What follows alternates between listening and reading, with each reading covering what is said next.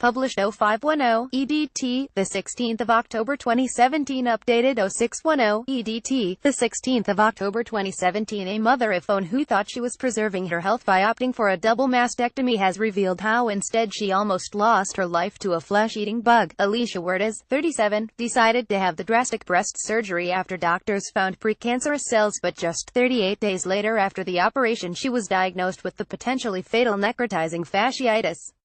The 37-year-old says she's been left disfigured by the flesh-eating bug, which became so bad, her left nipple fell off during a bandage change and her breasts were covered in pus-filled sores. Scroll down for video. Alicia Huertas, 37, from Florida, went into hospital in the spring of 2015 after she found a second suspicious lump in her breast. Doctors agreed that she should have a preventative double mastectomy, but she quickly developed potentially deadly flesh-eating bug necrotizing fasciitis. Rotting away, her left breast was particularly badly affected by the disease, and Huertas watched in horror as her left nipple fell off during a bandage change. Now, Huertas, a former animal control officer, is warning others about the deadly bug to try and increase earlier diagnoses of the disease. The Florida native says she knew something was wrong instantly after waking up from her double mastectomy surgery in agony by her treatment. The didn't begin until an official diagnosis over a month later. She says as the weeks went on, her chest became increasingly inflamed and her skin even started to turn purple. After her late diagnosis, Alicia was told by doctors that she needed emergency surgery to have the deep tissue infection removed. However, it was too late. Her breast tissue had been destroyed and was so rotten, Alicia's left nipple even fell off during a bandage change.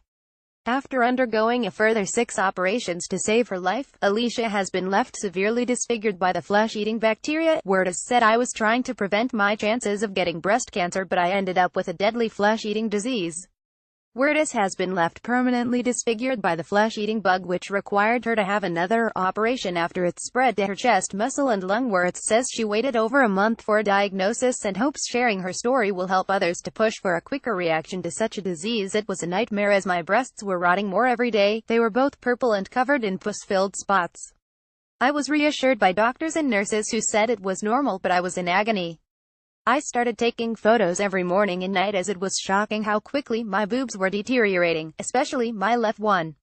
I was finally diagnosed with necrotizing fasciitis 38 days after my first operation. I had 5 further surgeries to save my life and correct the damage caused by the flesh-eating bug.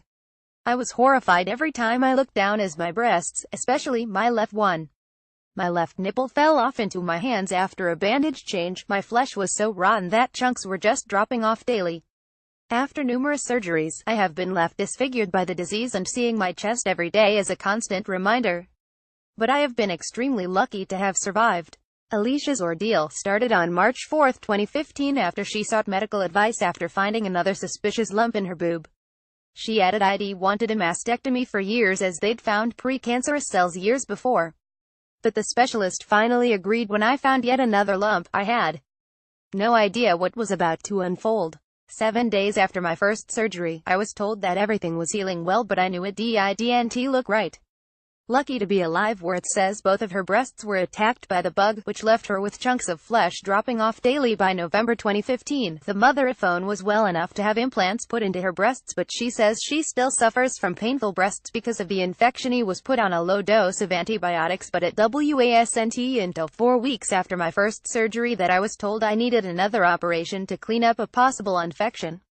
At home I relied on my husband, Mac, 32, and daughter, Catherine, 10, to help me do everything as I struggled to get out of bed, eat, get dressed, or change my bandages. I was horrified every time I looked down as my breasts, especially my left one. Once I was finally diagnosed, I was rushed down to theater on April 10 as the infection had spread towards my lungs and in my chest muscle. The 30-day intense medication was so strong that my hair fell out and my skin went horrifically dry. My organs began shutting down and I became extremely close to death. I was in and out of hospital for 6 weeks, and for a few months, I had no left breast at all. I had the implants reinserted on November 18, 2015, but I still have daily pain." Alicia is sharing her story to raise awareness for necrotizing fasciitis after she was undiagnosed for 38 days. She added, "I had all the symptoms such as low blood pressure, pain, swelling, and blisters. Both my boobs were eaten away by this disease, but I'm lucky to have survived. I hope other women read my story and make themselves aware of this type of complication."